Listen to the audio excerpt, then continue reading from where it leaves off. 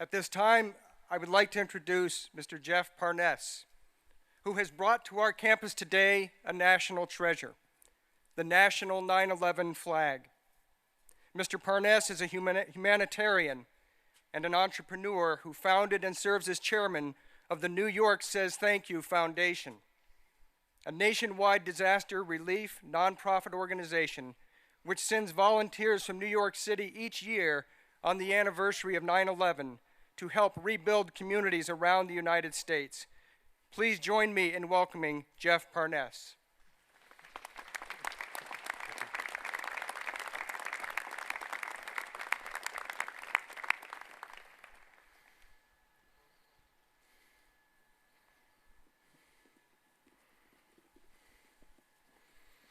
There are moments in time when somebody enters your life or the life of an institution and they change that life forever.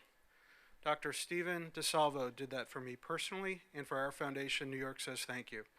He came in at a time where he took a small project started by my 5-year-old son and through his passion and support guided us to become a national disaster relief organization.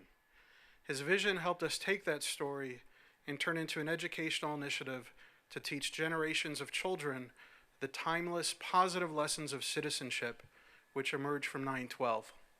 And through his support, he made the restoration of this national treasure possible. Before you today is a national 9/11 flag. It was one of the largest American flags that flew above the rubble in the World Trade Center site.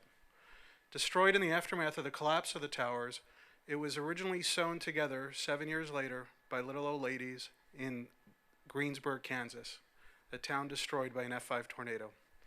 On the 9th anniversary of September 11th, our foundation had the privilege to take this flag to all 50 states over a 1-year period. Soldiers and school children who survived the shooting at Fort Hood stitched the Texas patch. World War II veterans stitched the Hawaii patch on the deck of the USS Missouri in Pearl Harbor. The family of Dr. Martin Luther King Jr. stitched the flag with a retired flag that flew at the grave of Dr. King.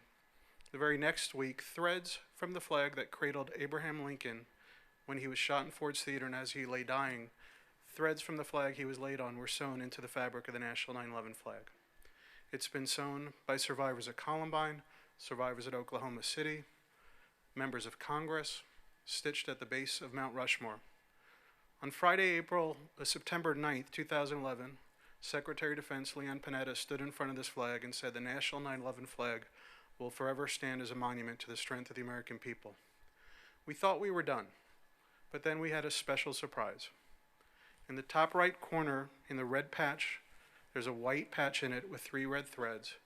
And last year on Flag Day, 3 threads from the original Star-Spangled Banner that flew at Fort McHenry that inspired the national anthem were sewn into the National 9/11 flag to complete this tremendous journey.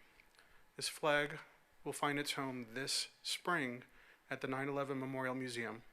This is one of the last times we'll be able to display it, and we're honored to have it today at the inauguration. I'll leave you with this thought. If the message today is about faith in the future, the goal of our foundation and the story of this flag is to teach generations of children not just the story about 9/11, but the story of 9/12, and how kindness and compassion are so much stronger than any act of terror.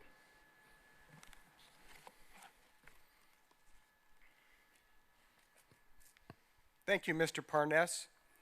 Now please join in the singing of our national anthem led by William Endicott, member of the St. Anselm class of 2016.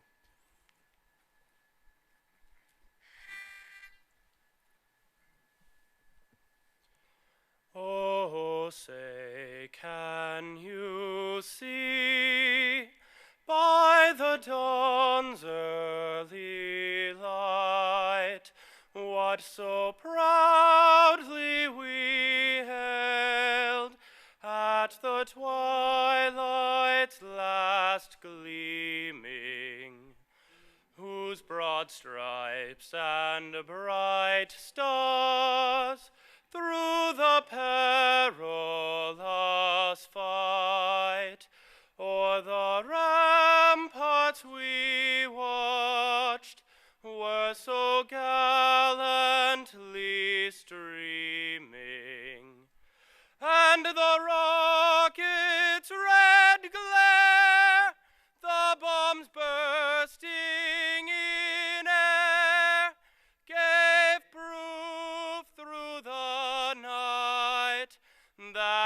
our flag was still there.